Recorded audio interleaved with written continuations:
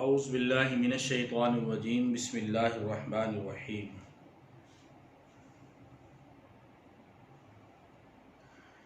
للہ ما فی السماوات و ما فی الارض، اللہ ہی کے لیے ہے جو کچھ آسمانوں میں ہے اور جو کچھ زمین میں ہے۔ وَإِن تُبْدُوا، اور اگر تم ظاہر کرو، ما فی انفسکم، جو کچھ تمہارے دلوں میں ہے، او تخفوہ، یا تم اس کو چھپاؤ، یحاسبکم بہ اللہ، حساب لے گا تم سے اس کے بارے میں اللہ، فیغفر، پھر بخش دے گا، لمن یشاء، جس کے لیے چاہے گا، ویعذب، اور عذاب دے گا، من یشاء، جس کو چاہے گا، واللہ، اور اللہ، علی کل شیء قدیر، ہر چیز پر قادر ہے۔ گزشتہ 22 رکوع میں جو احکام، مسائل اور معاملات بیان ہوئے، یہ آیت ان تمام معاملات اور احکام پر مہر کی حیثیت رکھتی ہے۔ یعنی اس آیت مبارکہ میں اللہ رب العزت کا اقتدار مطلق اور اختیار مطلق بیان کیا گیا ہے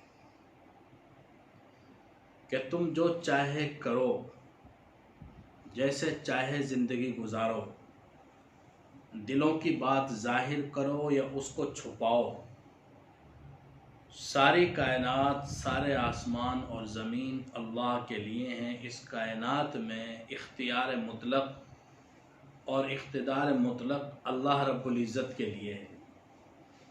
جب سب کچھ اسی کا ہے تو وہ اس بات پر قادر ہے کہ تمہارا محاسبہ کرے۔ یہ آیت مبارکہ بہت سخت آیت ہے۔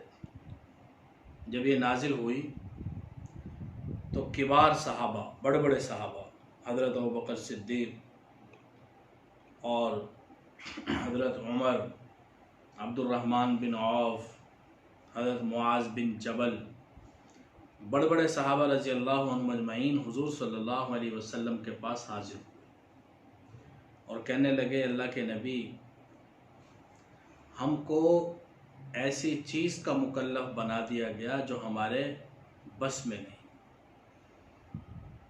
ظاہری اعمال کے اوپر مواخذہ کرنا تو سمجھ میں آتا ہے، محاسبہ کرنا سمجھ میں آتا ہے، لیکن دلوں کی بات کے اوپر پکڑ کہ جو کچھ تمہارے دلوں میں ہے اسے ظاہر کرو یا چھپاؤ، تمہارا محاسبہ ہو۔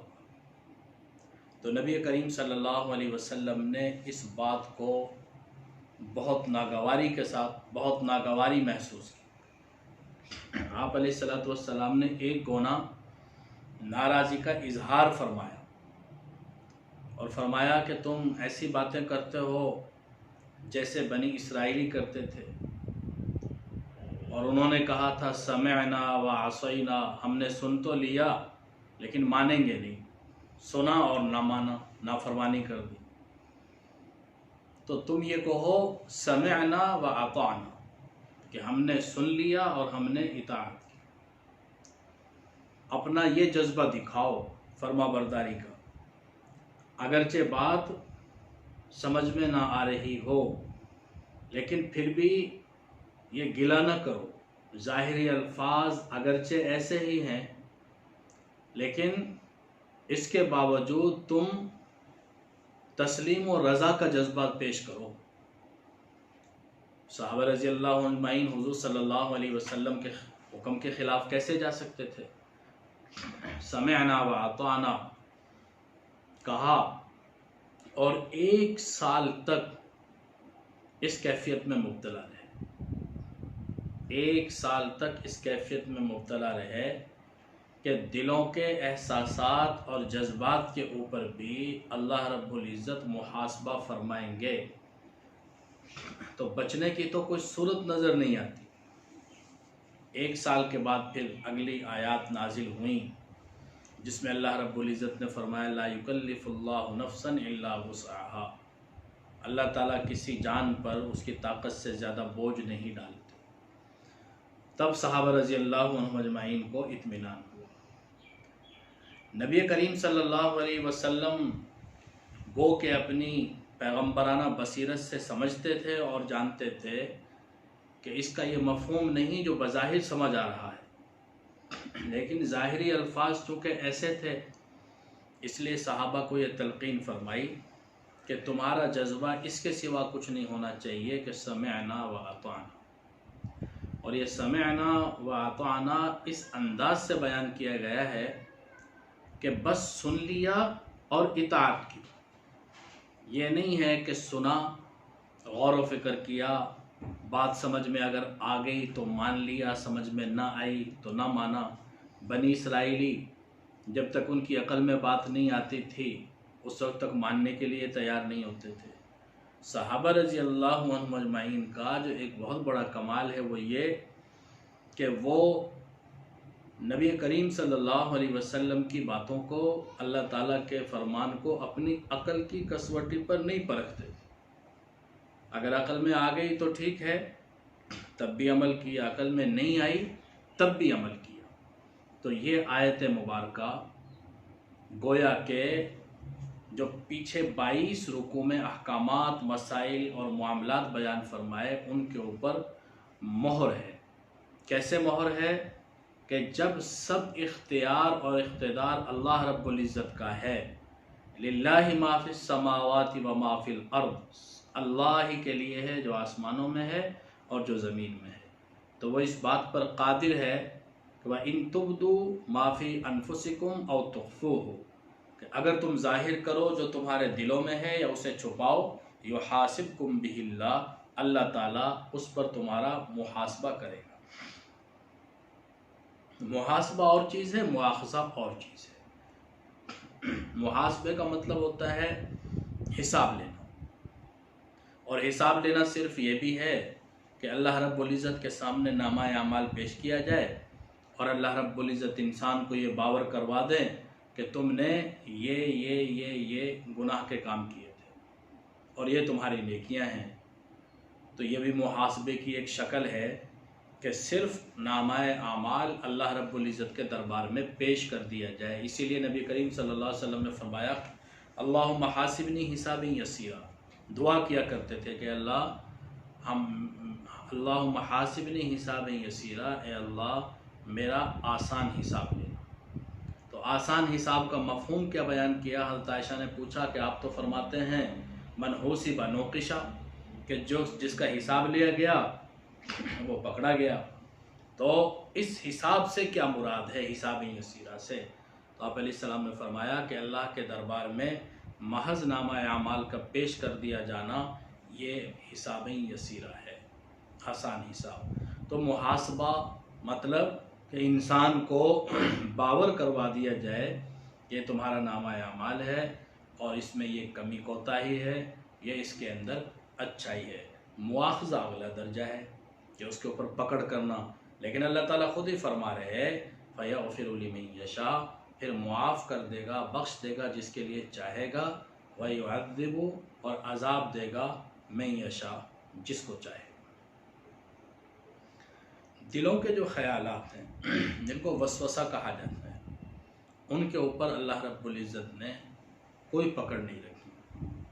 حضور علیہ السلام کے پاس صحابی آئے، عرض کرنے لگے اللہ کے نبی دل میں ایسے ایسے خیالات آتے ہیں، ایسے ایسے وساوس آتے ہیں کہ جی چاہتا ہے کہ ان کو زبان پہ لانے سے بہتر ہے کہ جل کر کوئلہ ہو جاؤں، جل کر راکھ ہو جاؤں، یہ بہتر ہے بنسبت اس کے کہ میں ان کو زبان پر لاؤں۔ تو انسان کے بس میں نہیں ہوتی بعض باتیں، بعض چیزیں، دل کے اندر الٹے سیدھے خیالات آنا، غلط قسم کی باتیں آنا۔ تو جب تک ان خیالات اور وساوس کو زبان سے ظاہر نہ کر دیا جائے یا ان پر عمل نہ کر لیا جائے ان کا کوئی نقصان نہیں ہے، بلکہ آپ علیہ السلام نے فرمایا کہ ذالک عین الایمان، یہ تو عین ایمان کی علامت ہے کہ چور وہاں چوری کرتا ہے جہاں اسے مال نظر آتا ہے، اور ڈاکو وہاں ڈاکہ ڈالتا ہے جہاں اسے مال نظر آتا ہے۔ تو دل میں ایمان نظر آیا تو شیطان نے وسوسہ ڈالا. جس دل میں ایمان ہی نہیں اس دل میں وسوسہ کیا پیدا ہوگا؟ وسوسہ تو وہاں پیدا ہوگا جہاں انسان کے دل میں ایمان ہوگا. جب تک بات دل میں ہے چاہے وہ کتنی ہی غلط ہے کتنی ہی بری ہے، جب تک اسے زبان پر نہیں لائیں گے اس کا کوئی نقصان نہیں. ہاں، دل کے اندر خیالات کو پکانا نہیں چاہیے، ان کو پختہ نہیں کرنا چاہیے، اور ان وساوس اور خیالات کو عزم کے درجے میں نہیں لے آنا چاہیے. مثال کے طور پہ دل کے اندر کسی غلط کام کا اتنا پختہ ارادہ کر لیا کہ اس کے انجام دینے میں بظاہر اس کے اپنے عزم اور ارادے کے اعتبار سے کوئی کوتاہی نہیں، وہ اس کو انجام دینا چاہتا ہے، پکا ارادہ کر لے. مثال کے طور پہ ایک آدمی مسجد میں چلا گیا اور جوتے چرانا چاہتا ہے، پکا ارادہ ہے اور عزم ہے، لیکن جوتے چرانے لگا اور کسی نے دیکھ لیا تو باز آ گیا. اب جو یہ رکا ہے تو یہ اپنے ذاتی اختیار سے نہیں رکا، اس کے سامنے رکاوٹ ایسی آ گئی، مجبوری ایسی آ گئی کہ یہ چوری نہیں کر سکا. تو ایسی حالت میں اس کو چوری کا گناہ ملے گا.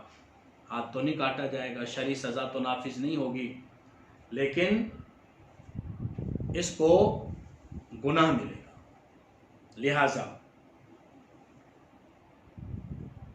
خیالات کو پکانا نہیں چاہیے، پکا ارادہ اور عزم نہیں کرنا چاہیے. حضرت حکیم الامت رحمہ اللہ فرمایا کرتے تھے کہ دل کی مثال ایک شاہراہ کی سی ہے. جس طرح سڑک پر انسان بھی چلتے ہیں، جانور بھی چلتے ہیں، اچھے لوگ بھی چلتے ہیں، برے لوگ بھی چلتے ہیں، سواریاں بھی چلتی ہیں، حتیٰ کہ کتا جیسا ناپاک جانور بھی چلتا ہے. تو اسی طرح انسان کے دل میں اچھے خیالات بھی آئیں گے، برے خیالات بھی آئیں گے، بعض دفعہ بہت ہی زیادہ برے خیالات آئیں گے. تو جب تک ان کو زبان پر نہ لایا جائے یا عمل نہ کیا جائے ان کا کوئی نقصان نہیں ہے. بہت سارے لوگ پریشان ہوتے ہیں جی، وساوس تنگ کرتے ہیں، خیالات ستاتے رہتے ہیں، تو جب تک ان پر عمل نہ کیا جائے ان کا کوئی نقصان نہیں ہے.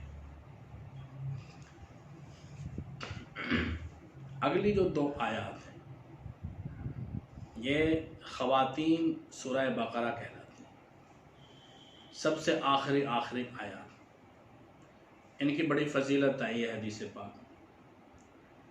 حضرت علی رضی اللہ تعالیٰ عنہ اور عمر رضی اللہ تعالیٰ عنہ تو فرمایا کرتے تھے کہ جس انسان کو ذرہ بھر بھی عقل ہے وہ ان آیتوں کی تلاوت کیے بغیر رات کو سوئے گا نہیں. اور حضور صلی اللہ علیہ وسلم نے فرمایا کہ اللہ رب العزت کے عرش کے خزانوں میں سے یہ 2 آیتیں عنایت کی گئی. سارا قرآن پاک زمین کے اوپر نازل ہوا، لیکن یہ 2 آیتیں حضور صلی اللہ علیہ وسلم کو معراج کی رات آسمانوں پر عطا کی گئی، سدرۃ المنتہا میں عطا کی گئی. تو یہ آپ علیہ الصلوۃ والسلام کے لیے خاص ہدیہ ہے. اور حضور صلی اللہ علیہ وسلم نے فرمایا کہ ان 2 آیتوں کو خود بھی سیکھو، اپنی عورتوں کو بھی سکھاؤ اور اپنے بچوں کو بھی سکھاؤ. اور رات کو سونے سے پہلے ان کو پڑھنے کا حکم ہے کہ کوئی آدمی ان کو پڑھے بغیر رات کو نہ سو. سورہ بقرہ کے آغاز میں اللہ تعالیٰ نے ایمان کی بات کی، پھر درمیان میں 21ویں رکوع کے آغاز میں ایمان کا تذکرہ ہے، اور پھر آخر کے اندر ان آیات میں ایمان کا تذکرہ ہے. گویا کہ شروع میں، درمیان میں اور آخر میں جو سب سے زیادہ اہم چیز ہے اس کو بیان کیا گیا.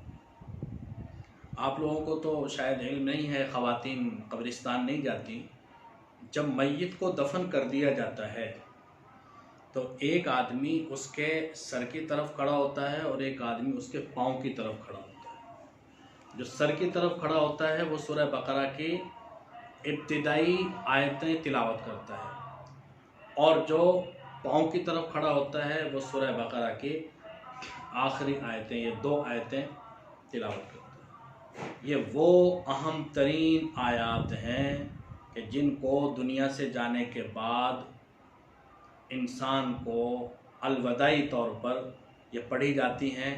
اور کیونکہ قبر کے اندر انسان سے جو سوال ہوتا ہے وہ ایمان کے بارے میں ہی ہوتا ہے کہ تمہارا رب کون ہے اور تمہارا دین کیا ہے اور تیرا نبی کون ہے.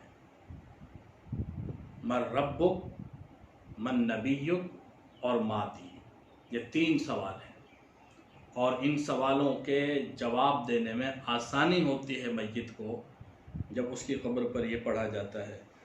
اس کے اندازہ لگائیں ان کی اہمیت کا اور فضیلت کا کہ حضور صلی اللہ علیہ وسلم نے فرمایا کہ اللہ تعالیٰ نے ان آیتوں کو نازل کرنے سے 2000 ان ساری کائنات کو تخلیق کرنے سے 2000 سال پہلے ان کو اپنے دست مبارک سے لکھا. 2000 سال پہلے، کل کائنات کی پیدائش سے 2000 پہلے ان آیات مبارکہ کو اپنے دست مبارک سے لکھا.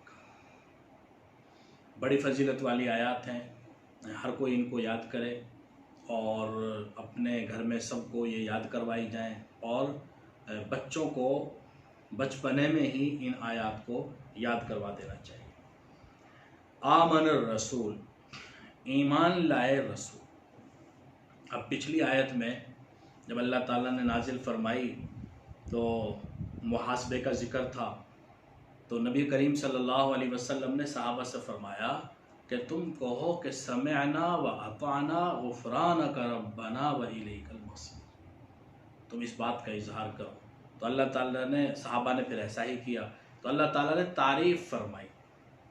آمن الرسول، ایمان لائے رسول، بما اس پر جو انزلہ نازل کیا گیا، الیہ اس کی طرف، من ربہ اس کے رب کی طرف سے، والمؤمنون اور ایمان والے، کلن سارے کے سارے، آمنا ایمان لائے، باللہ اللہ پر، وملائکتہ اور اس کے فرشتوں پر، وکتبہ اور اس کی کتابوں پر، ورسلہ اور اس کے رسول.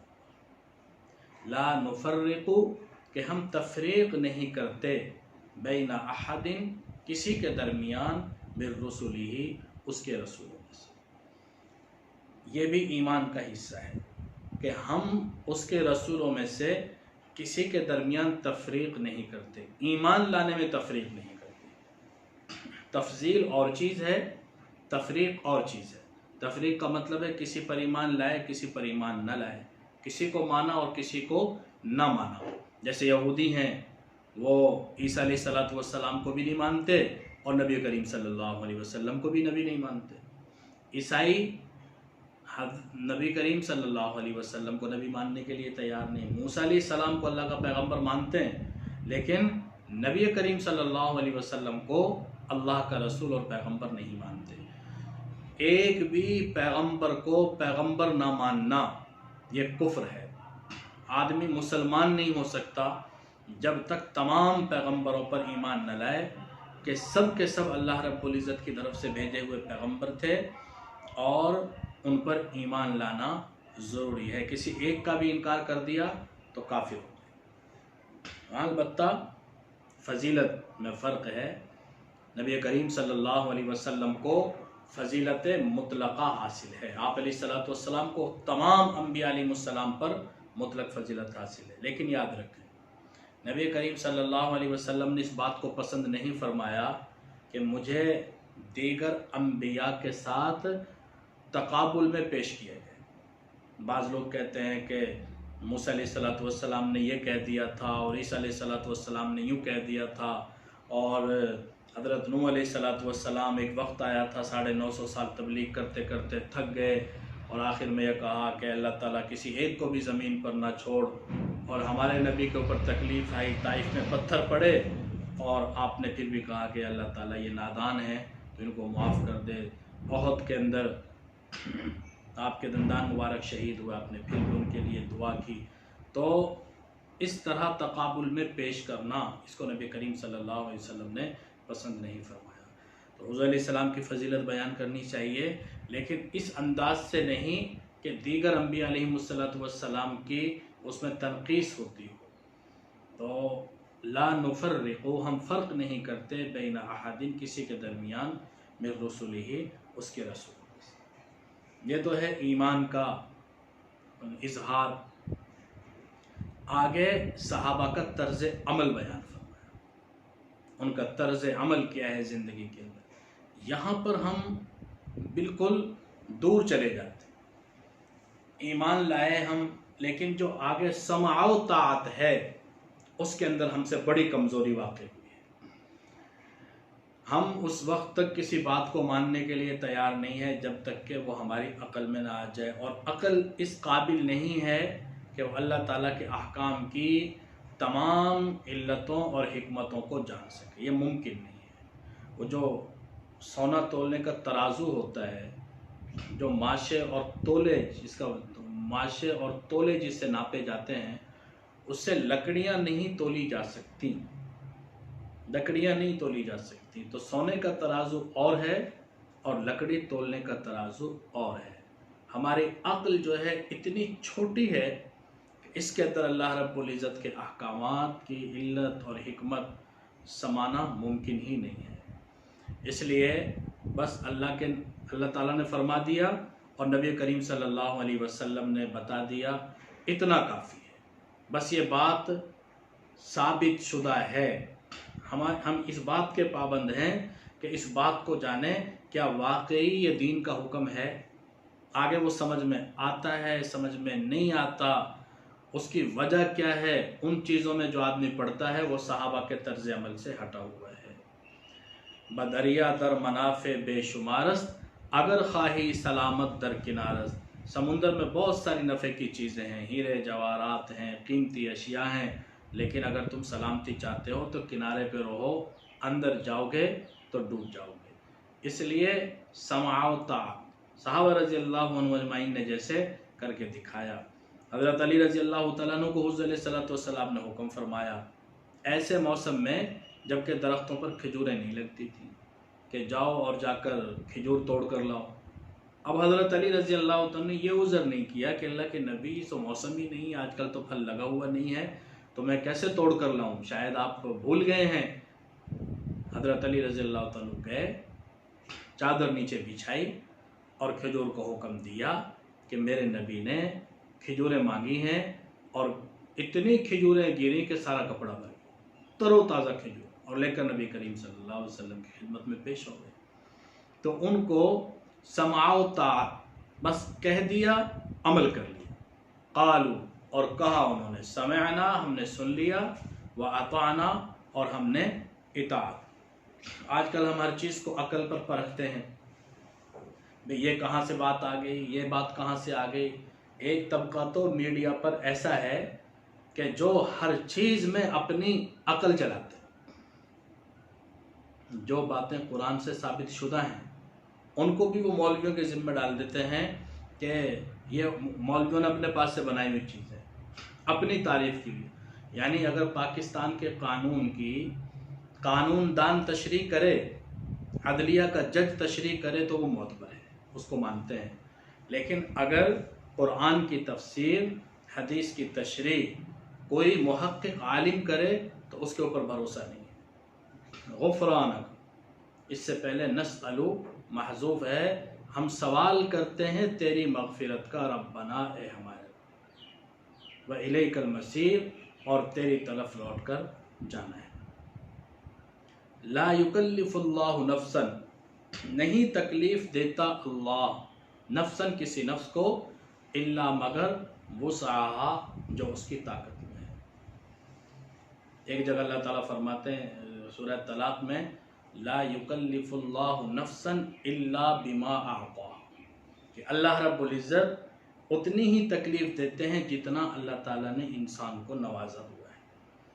صحابہ سے اور طرح سے حساب کتاب ہوگا، ہم سے اور طرح سے ہوگا۔ صحابہ سے حضور نے فرمایا کہ تم اس زمانے میں زندگی گزار رہے ہو، اگر دین کے 10 حصوں میں سے 9 حصوں میں ایک حصہ بھی ترک کر دیا تو ہلاک ہو جاؤ۔ اور ایک زمانہ آنے والا ہے عنقریب کہ اگر کسی نے دین کے 10 حصوں میں سے ایک حصے پر بھی عمل کر لیا، فرائض و واجبات اور حرام سے بچنا، تو وہ کامیاب ہو جائے گا، نجات پا جائے گا۔ کتنا فرق ہے؟ صحابہ سے فرمایا کہ اگر 10 حصوں میں سے ایک حصہ بھی چھوڑ دیا تو ہلاک ہو جاؤ گے، اور ایک زمانہ آئے گا کہ اس زمانے میں جو دین کے ایک حصے پر بھی کاربند ہو جائیں گے، عمل پیرا ہو جائیں گے، وہ نجات پا جائیں گے۔ کیونکہ ہر انسان کا الگ ماحول ہے، الگ اس کے لیے اسباب ہیں۔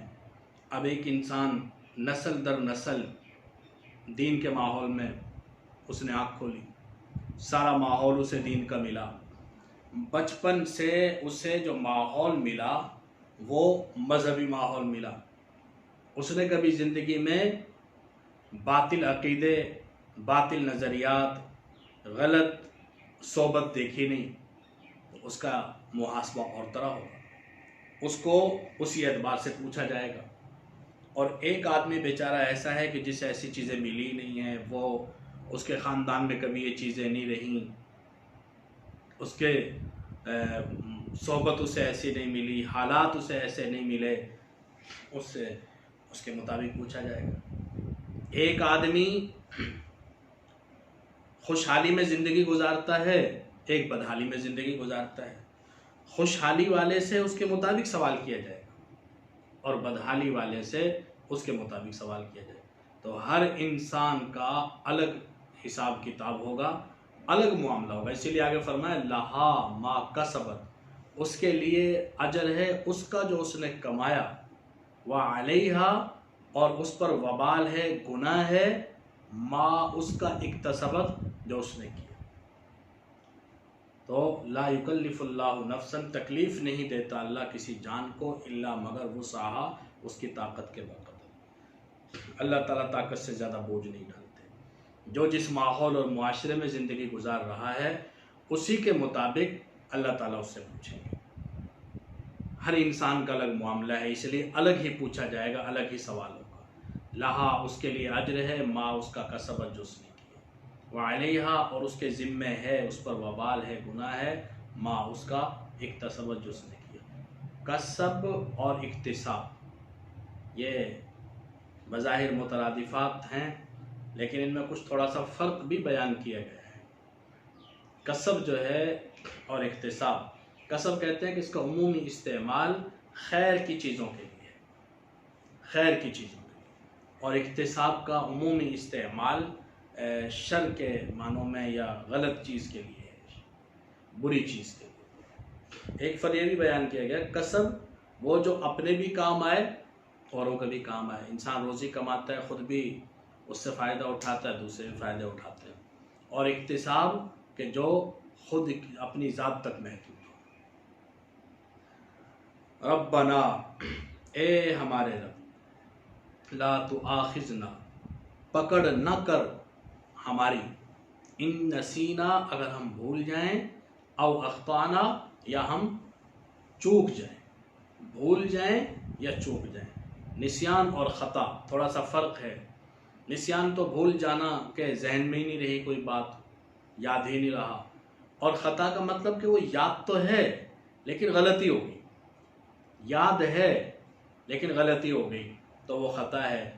ہم اردو زبان میں بھی اس کا استعمال کرتے ہیں، چوکنا، نشانہ چوک گیا۔ مثال کے طور پہ کوئی چیز سامنے ہے، اس میں نشانہ لگا رہے ہیں اور پتہ ہے کہ اسی چیز کو نشانہ لگا رہے ہیں، لیکن نشانہ چوک گیا، تو یہ خطا ہے۔ تو اے ہمارے رب، ہمارا مواخذہ نہ کر، ان نسینا، اگر ہم بھول جائیں، او اخطانا، یا ہم چوک جائیں، ہم سے خطا ہو جائے۔ ربنا، اے ہمارے رب، ولا تحمل علینا، مت ڈال ہم پر، اسرن، بھاری بوجھ۔ ایک حمل ہوتا ہے، حمل بھی بوجھ کو کہتے ہیں، اسر بھی بوجھ کو کہتے ہیں۔ حمل وہ بوجھ جو قابل برداشت ہو، اور اسر اس وزن کو کہتے ہیں جو ناقابل برداشت ہو جائے۔ اے اللہ، ہم پر اتنا بوجھ نہ ڈال، اسر نہ ڈال، کما حملتہ، جیسا کہ تو نے اس کو ڈالا تھا، علی الذین، ان لوگوں پر، من قبلنا، جو ہم سے پہلے تھے۔ مطلب پچھلی جو شریعتیں تھیں بالخصوص بنی اسرائیل پر جو احکام نازل ہوئے وہ بڑے سخت تھے۔ ہمارے شریعت میں اگر کپڑا ناپاک ہو جائے تو دھونے سے پاک ہو جاتا ہے، 3 مرتبہ دھو لیا جائے، نچوڑ لیا جائے تو پاک ہو جاتا ہے۔ لیکن بنی اسرائیل کے ہاں اگر کپڑا ناپاک ہو جاتا تو یا تو اسے اتنے حصے کو کاٹنا پڑتا تھا یا جلانا پڑتا تھا، دھونے سے پاک نہیں ہوتا تھا۔ بہت سخت احکام تھا ان کے لیے۔ اونٹ کا گوشت بھی ان کے لیے حرام قرار دیا گیا تھا، اور ہفتے کے پورے دن میں ان کے لیے عبادت لازم تھی۔ ہم جمعے کے دن تھوڑا سا وقت جو جمعے کی نماز کا ٹائم ہے اتنی دیر ہمارے لیے کاروبار کرنا، دیگر مصروفیات رکھنا ناجائز ہے، حرام ہے، جن پر جمعہ فرض ہے ان کے لیے، اور ان کے لیے ہفتے کے پورے دن میں عبادت کرنا ضروری تھا۔ تو اللہ تعالیٰ فرما رہے ہیں کہ ربنا، اے ہمارے رب، ولا تحمل علینا، نہ ڈال ہم پر، اسرن، نہ قابل برداشت بوجھ، بھاری بوجھ، کما حملتہ، جیسا کہ تو نے اسے ڈالا، علی الذین، ان لوگوں پر، من قبلنا، جو ہم سے پہلے۔ ربنا، اے ہمارے رب، ولا تحملنا، مت اٹھوا ہم سے، ما، وہ بوجھ، لا طاقت لنا بہ، کہ جس کی ہمیں طاقت نہیں۔ پہلے عمومی بات تھی، اجتماعی بات تھی، اب انفرادی طور پہ کہ ہم ایک تو احکام اور مسائل ایسے نہ ہوں کہ جو ہم پر ناقابل برداشت ہو جائیں، اور ذاتی زندگی میں ایسی مشکلات نہ آ جائیں، ایسے مسائل نہ آ جائیں، ایسی دقتیں نہ آ جائیں کہ جو ہماری طاقت سے باہر ہو۔ واعف عنا، معاف کر دے ہم۔ عفو کا معنی درگزر، کہ غلطی ہوئی اور فوراً سے پکڑنا ہو، مہلت مل جائے، وقت مل جائے، درگزر ہو جائے۔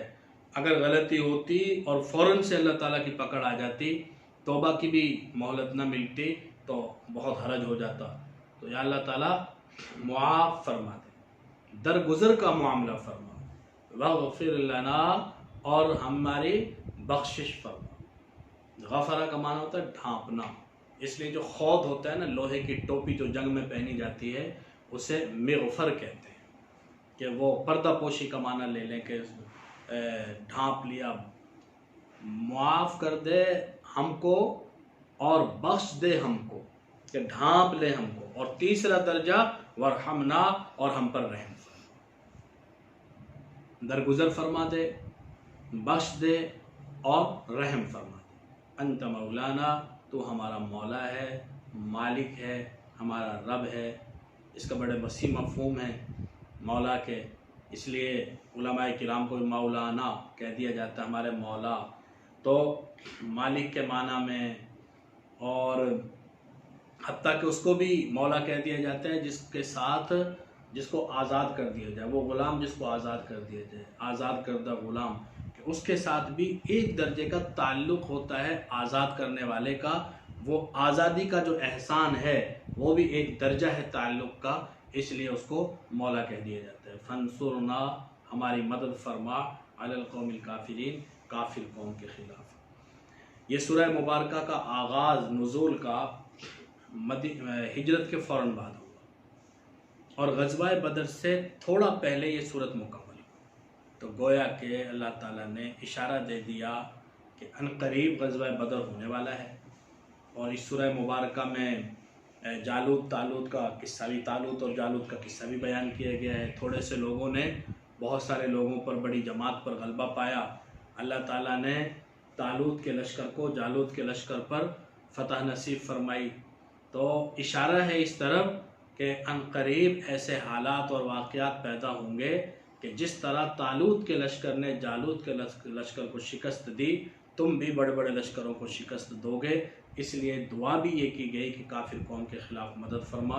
اس کے کچھ عرصے بعد ہی پھر غزوہ بدر پیش آیا، اور اللہ تعالیٰ نے اس کا عملی مظاہرہ فرمایا کہ کافر قوم کے خلاف مسلمانوں کو مدد عطا فرمائی، مسلمانوں کی نصرت فرمائی۔ یہ آیت مبارکہ دعا کے اعتبار سے قرآن پاک کی سب سے طویل آیت ہے، یعنی ایسی دعا، ایسی آیت کہ جس میں دعا کی تلقین کی گئی ہے، یہ سب سے طویل آیت مبارکہ ہے۔ اللہ تعالی ہمیں عمل کرنے کی توفیق نصیب فرمائے۔ وما علینا الا البلاغ۔